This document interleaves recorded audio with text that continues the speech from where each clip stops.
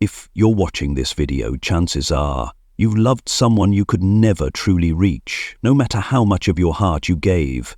You gave everything, your patience, your kindness, your understanding, only to be met with coldness, silence, and manipulation.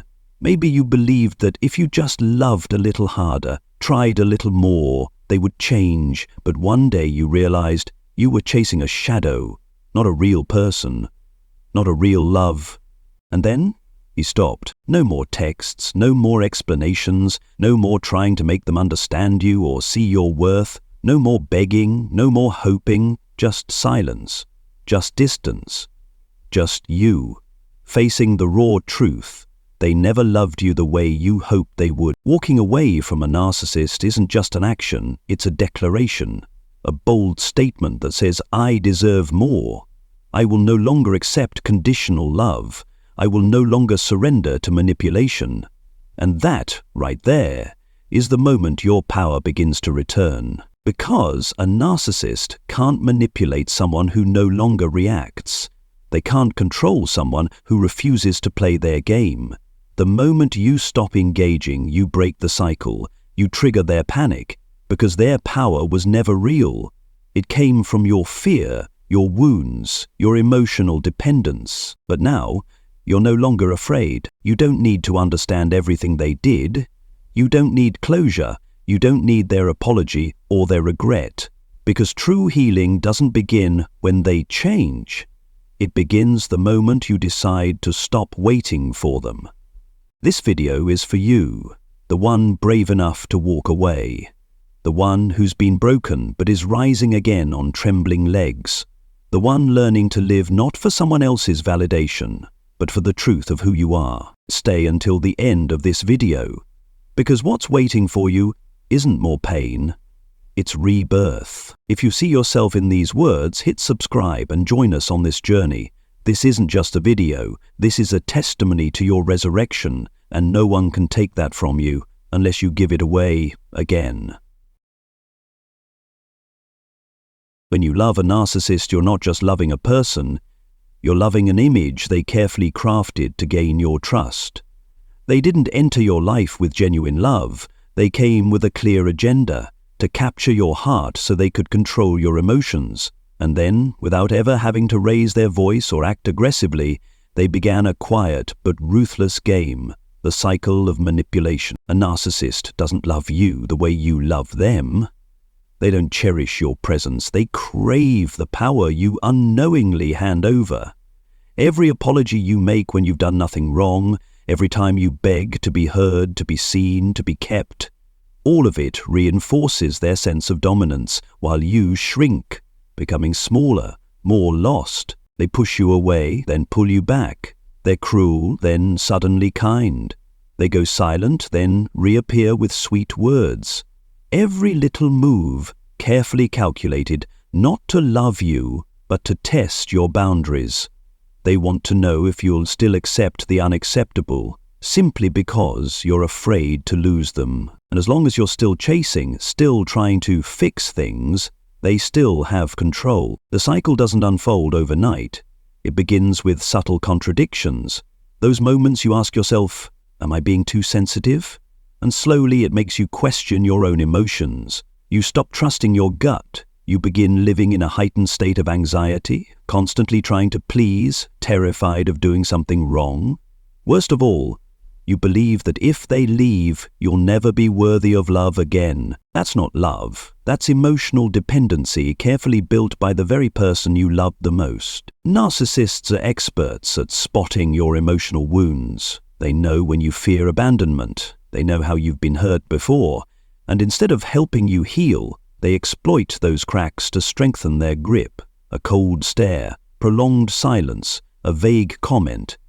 Any of these are enough to throw you into self-doubt and make you adjust yourself to fit their mold. You think you're loving them, but really, you're losing yourself, bit by bit. And the tragedy is, you believe that if you just love hard enough, they'll change. That if you're good enough, patient enough, selfless enough, one day they'll see your true worth and learn how to love you right.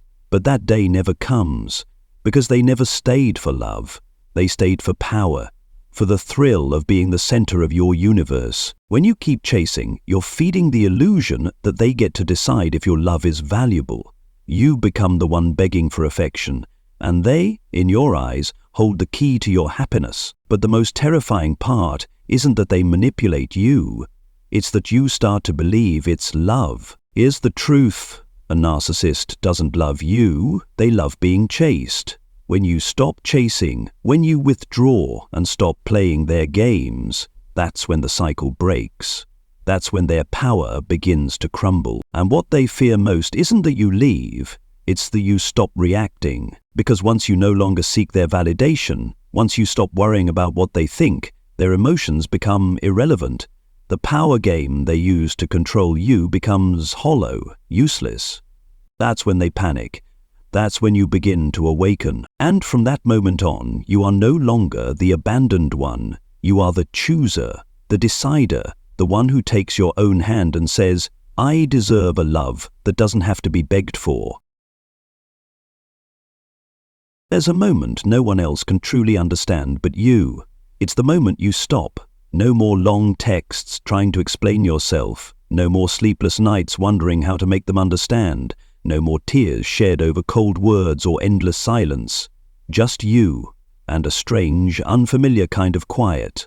A silence that doesn't come from their indifference, but from your intentional decision to stop. And from that moment on, everything begins to change. Narcissists feed off your emotional reactions. Every time you get angry, every time you break down, every time you panic and reach for them, that's when they feel powerful. They don't need to love you to feel needed. They just need you to constantly think about them, constantly react because of them. The more you spin in pain, the more important they feel. But when you stop reacting, stop chasing, you cut off their main supply, attention. Your silence isn't just the absence of words, it's the refusal of power. You're saying, without saying a word, I'm not playing this role anymore. And to a narcissist, that's a declaration of war, because they can't keep controlling what you no longer participate in. All the subtle tactics they use to steer your emotions, from fake apologies to sudden disappearances, now lose their effect, and that leaves them disoriented. Many believe the narcissist will simply move on when you leave. But the truth is, when they lose control, they panic, because control is the only way they maintain their distorted sense of self. A narcissist cannot sit with rejection, because underneath their mask of confidence lies fear. Fear of being exposed, abandoned, forgotten. Your silence throws them into inner chaos. First, they'll try to return, with apologies, charm, nostalgia.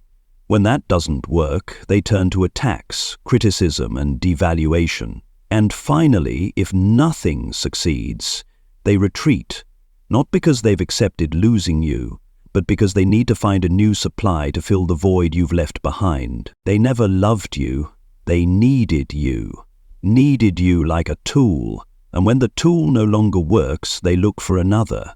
That is the cold truth of a toxic dependency. When you stop chasing, emptiness shows up first. It makes you question yourself. You might wonder, was I too cold? Am I the one in the wrong? But be patient. Emptiness isn't loss. It's space. Space for something healthier to grow. When you're no longer swept up in the emotional storms the narcissist stirs, your nervous system begins to heal. You're no longer living in fight or flight. You sleep better, you breathe deeper, and slowly you begin to hear your own voice.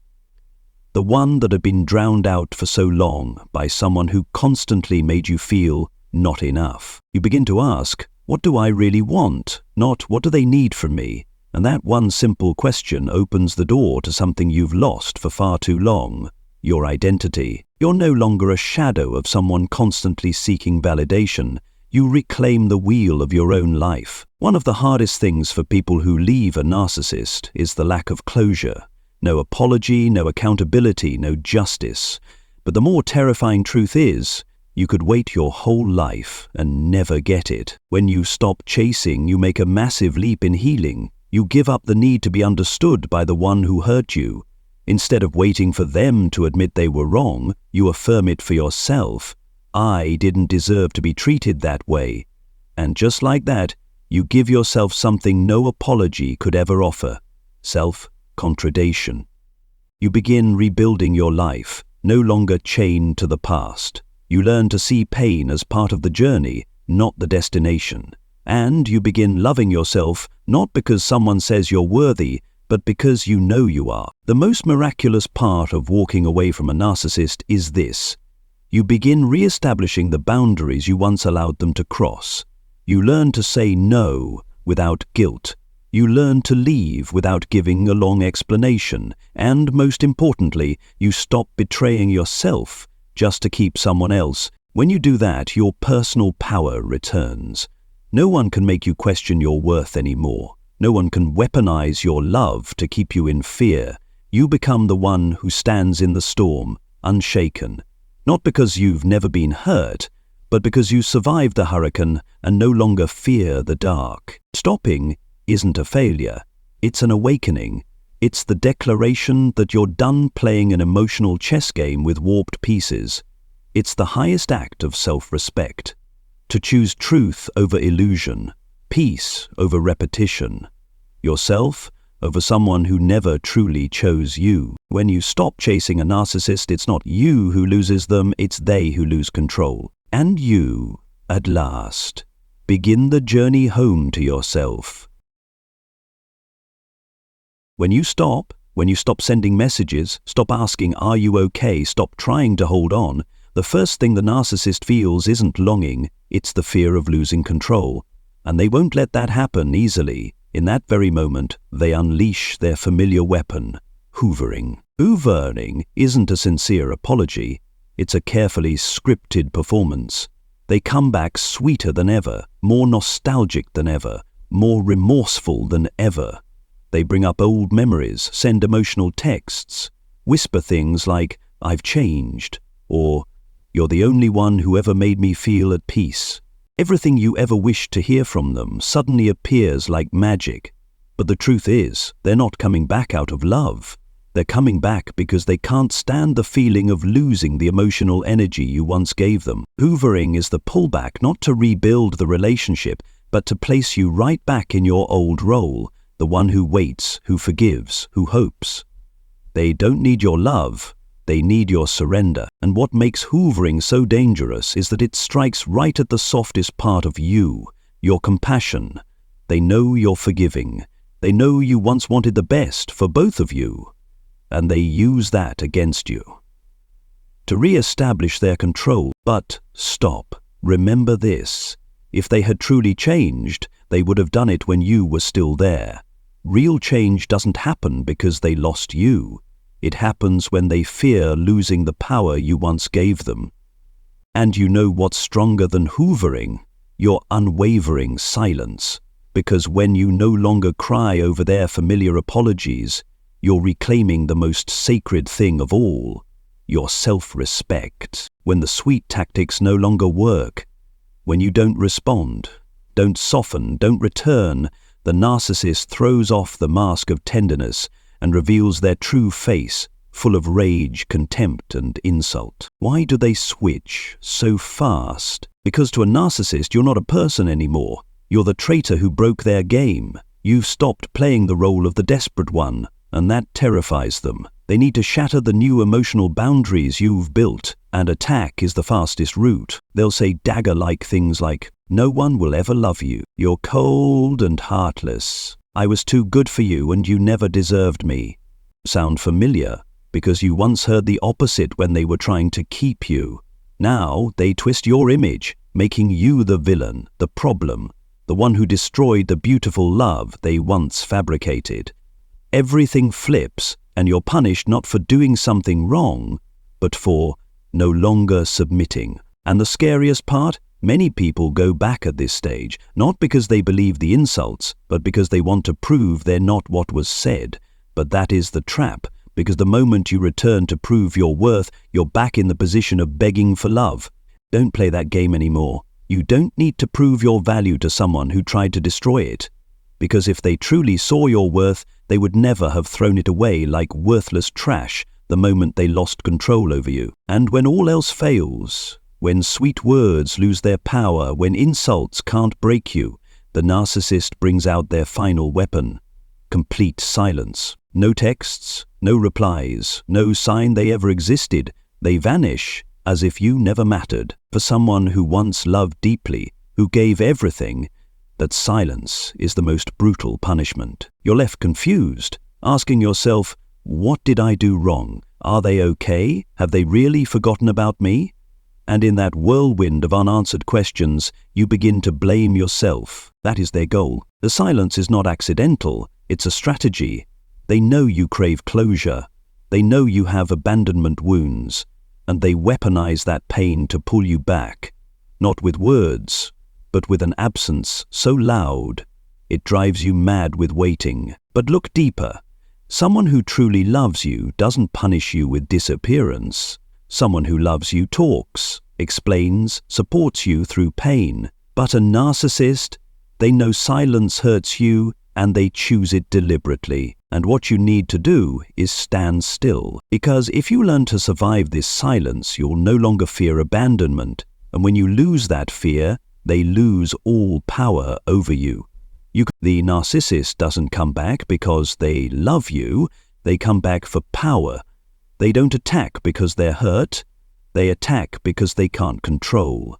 They don't go silent because they're broken. They go silent to make you feel broken. But if you've made it this far, this deep into the message, then maybe, just maybe, you're starting to break free from their grip. And that is victory. Stand firm. Let every tactic they use be proof that you're on the right path. And always remember, you are not alone in this journey. When you walk away from the narcissist, what you carry isn't just emotional scars, it's a strange, unfamiliar silence. No more texts keeping you up at night, no more draining arguments that leave you hollow. But that absence, ironically, doesn't feel like freedom at first. It feels like stepping out of a storm and standing in a wide, empty field, not knowing where you are, and with no one left to guide the way. And then, in that quiet, you begin to hear something you hadn't heard in a long time. Your own voice. Not the echo of insults, not the reverberation of emotional punishment, but a gentle, steady whisper. I'm still here, I still exist, even though I was forgotten in my own life. You no longer revolve around someone else just to survive, and for the first time, you start turning inward.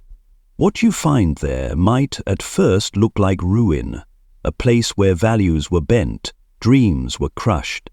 But here's the miracle. Even in all that brokenness, you still have a foundation to begin again. And that foundation is you. In the early days of recovery, you realize this. It wasn't the narcissist who made you feel small, it was your fear of being abandoned that kept you there. Now that no one is holding the strings anymore, you can stop reacting and start choosing. And the first choice is not to go back.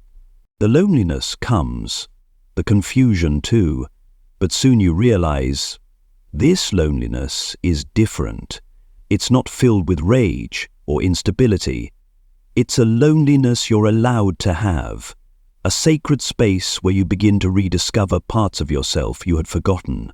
You start distinguishing what's real from what's just old reflexes. You don't react out of habit when someone disappoints you. You don't need to prove your worth to anyone. And strangely, in the moments when you stop trying to be loved, you begin to feel whole. In this process, you learn that healing doesn't mean erasing memories. It means looking at your past without trembling. You don't need to delete them from your mind, you just need to remove them from your definition of self. You're no longer the person hurt by a narcissist.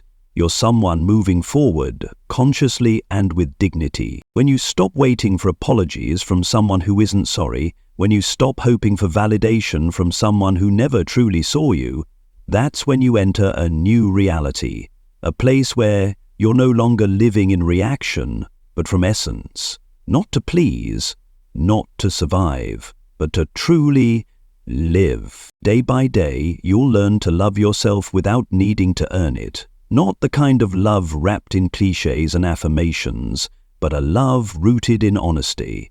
That you were once vulnerable, once mistaken, once gave your heart to the wrong person, but from those mistakes you didn't close your heart, you healed it, and that is courage. No one teaches you how to come back to yourself after being lost in someone else for too long, but that return, even in small steps, is nothing short of a miracle, because now you're walking not to prove anything, but to declare, I'm home, I'm still me, and this time no one gets to define who that is but me. You don't have to be perfect to be worthy of love, you just need to be yourself, without apology.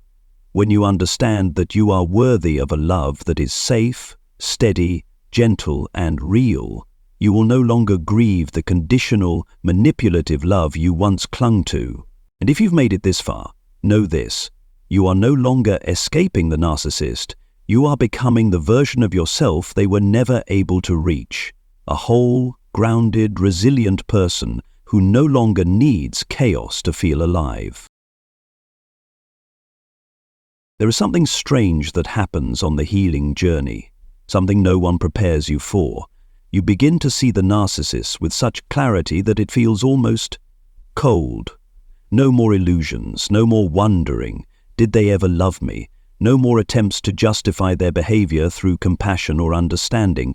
Just one glaring truth: they were never as deep as you once believed. They're not complicated, they're just empty. This clarity doesn't come from anger, it comes from awakening.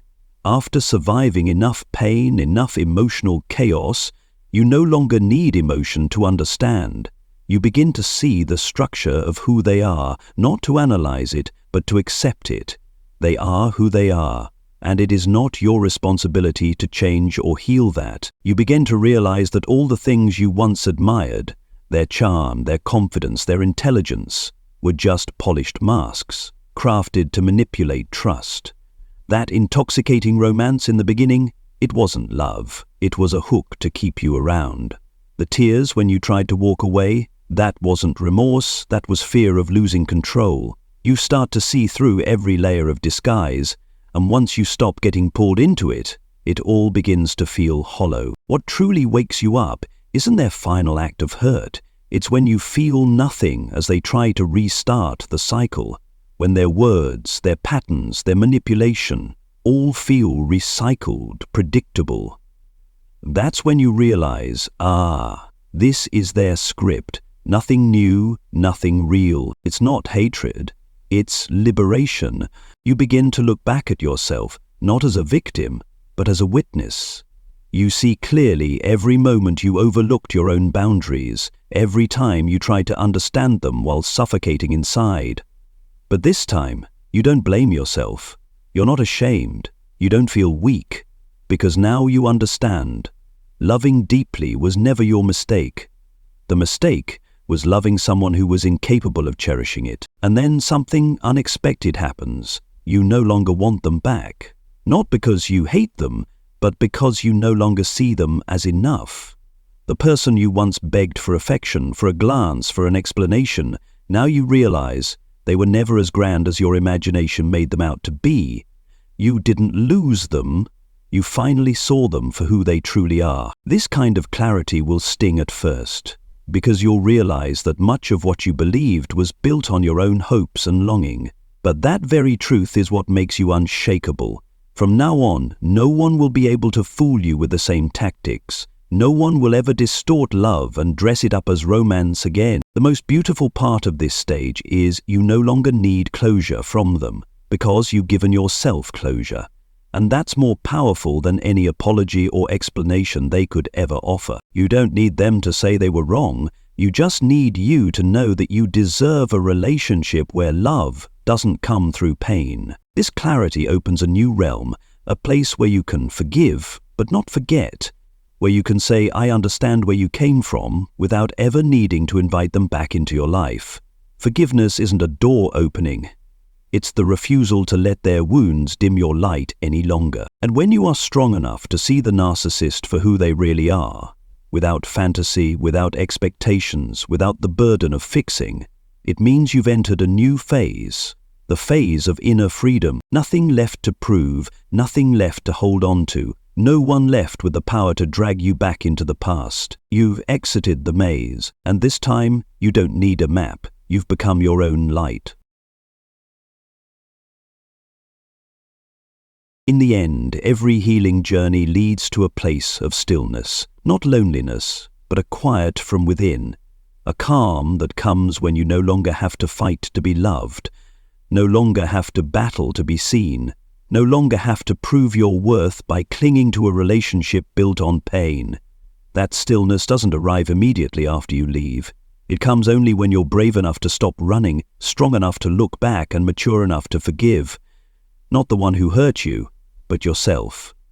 For once, not knowing how to protect your own heart. Leaving a narcissist isn't the ending of a love story. It's a turning point, the pivotal bend in your entire inner evolution, because you're not just saying goodbye to a person, you're releasing an older version of yourself, the version that kept trying to be chosen, that twisted and shrank to stay, that stayed quiet to hold on to conditional love. When you let go, it's not just them losing their source of supply, it's you for the first time reclaiming the power to direct your life. You don't need hate to move forward, you just need clarity. Clarity about what love is and what manipulation looks like. Clarity that you deserve love without self-betrayal.